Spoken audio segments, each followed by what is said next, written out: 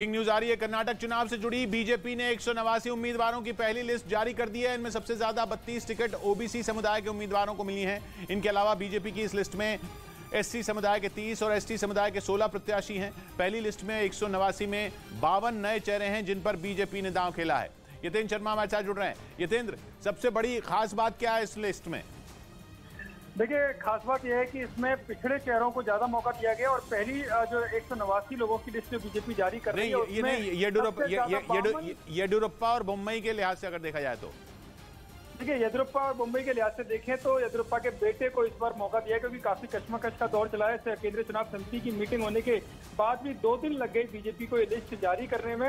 हालांकि येदियुरप्पा अपने बेटे को टिकट दिलाने में सफल रहे। वहीं मुंबई अपनी पुरानी सीट जो सिकंगा है वहां से वो चुनाव लड़ेंगे। लेकिन खास बात यह है कि हर जाति का कास्ट वाइज और हर प्रोफेशनल वाइज इस पूरी लिस्ट को तैयार किया गया। हालांकि 2 दिन कभी ऐसा देखा नहीं जाता कि केंद्रीय चुनाव समिति के बाद 2 दिन लगे और किसी भी लिस्ट को फाइनलाइज करने में, यानी कि बीजेपी फूक फूक कर कदम रख रही है और हर उस पॉइंट्स को ध्यान में रखकर ये लिस्ट जारी की गई है। कैंडिडेट तैयार किए गए जिनसे बीजेपी एक बार फिर से जीत की तरफ जाए, इस बात का विशेष तौर पर ध्यान रखा जाए।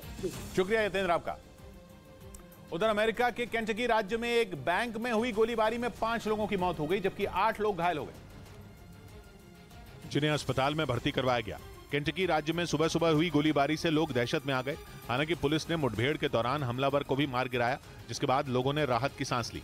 इस बीच युद्ध में पुतिन के जिस लैंसेट 3 ड्रोन ने जेलेंस्की की हालत खराब करके रखी है, खबर है कि आखिरकार उसकी काट यूक्रेन को मिल गई है। लंबी रेंज का लैंसेट 3 ड्रोन सबसे अहम हथियारों पर एकदम सटीक निशाना लगाकर दुश्मन की रीढ़ तोड़ने की ताकत रखता है।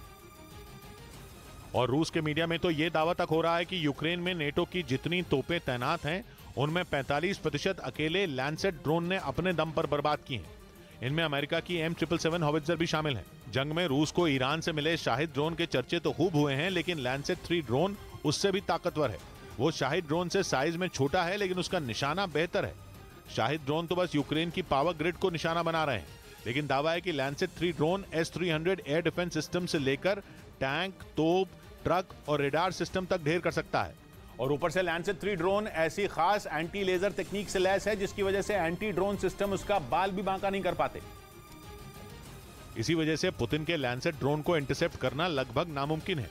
लेजर हथियार उसका कुछ बिगाड़ ही नहीं सकते। लेजर हथियार तेज तापमान वाली बीम फायर करते हैं जो ड्रोन के अंदर मौजूद इलेक्ट्रॉनिक सर्किट को भून देती है, लेकिन लैंसेट ड्रोन पर वो फेल हो जाते हैं। मगर यूक्रेन के ही एक सैनिक ने फेसबुक पर दावा किया कि अगर इलेक्ट्रॉनिक वॉरफेयर उपकरणों को काम पर लगा दिया जाए तो लैंसेट ड्रोन को पंगु किया जा सकता है। उधर पश्चिमी मीडिया के मुताबिक अमेरिका का सहयोगी मिस्र जंग के लिए रूस को हथियार भेज सकता है। दावा है कि हथियारों की कमी से जूझ रहे रूस को मिस्र करीब 40,000 रॉकेट देने की तैयारी में जुटा है। और यह दावा मिस्र के राष्ट्रपति और वहां के बड़े सैन्य अधिकारियों के बीच बातचीत के लीक हुए खुफिया दस्तावेजों के आधार पर किया गया।